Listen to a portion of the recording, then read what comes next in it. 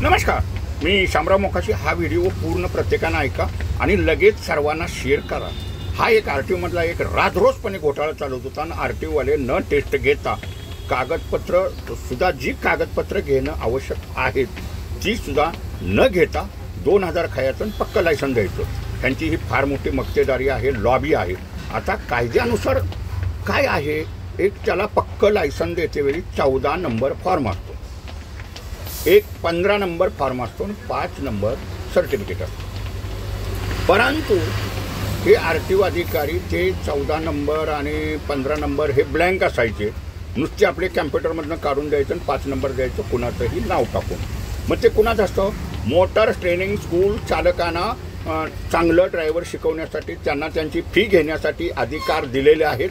त्यांचा आणि आरटीओची ढवळाढवळमध्ये करण्याचा त्यांना कुठलाही अधिकार नाही की आरटीओमध्ये कुठेही फिरायचं माझं लायसन करा असं काही नाही। त्याचं जर सर्टिफिकेट असेल तर तो त्याची टेस्ट आरटीओ अधिकाऱ्यांनी पक्क्या लायसनसाठी घ्यायची आहे।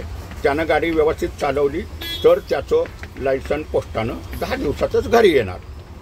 आता पूर्वी काय ह्यांचा झोल कशामुळे चालायचा, 14 नंबर फॉर्ममध्ये नेमकं काय आहे त्याच्यात, 14 नंबर फॉर्ममध्ये की त्या लायसन काढणाऱ्यानं कुठल्या मोटर ट्रेनिंग स्कूलमध्ये प्रवेश घेतला शिकण्यासाठी 20 तास ट्रेनिंग घ्यावं लागतं 30 दिवसात। 30 दिवसात 20 तास ट्रेनिंग त्याला द्यावं लागतं आणि हे 14 नंबरमध्ये त्याचा डेटा असतो संपूर्ण आणि मग तो भरून आरटीओवाल्यांना त्यांनी टेस्टच्या वेळेला त्या स्कूलवाल्यांना द्यायचा असतो। माझ्याकडं हा त्याचा प्रवेश घेतलेला होता, मी त्याला त्याचा नंबर हा आहे, त्याचा शिकाऊ परवाना हा आहे आणि त्याचं नाव मग संपूर्ण डेटा असतो त्याच्यात। आणि 15 नंबर जो फॉर्म असतोय तोही स्कूलवाल्यानंच द्यायचा असतो।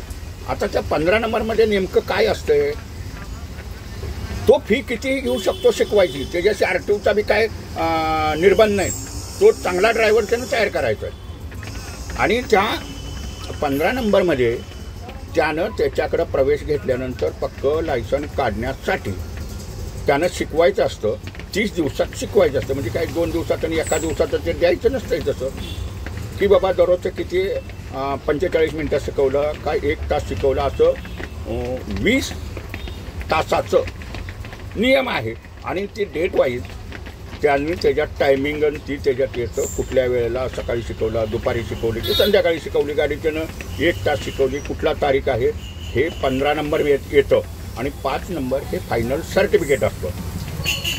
आणि हे आरटीओवाले सुद्धा बघत नाहीत। अशा दोषी आरटीओवाल्यावरती निलंबनासारखी कारवाई तर झालीच पाहिजे। शिवाय आरटीओ अधिकारी घणाना पैसे खायचे आणि पक्की लायसन हे डायरेक्ट द्यायचे। आता हा धंदा त्यांचा बंद झालेला आहे।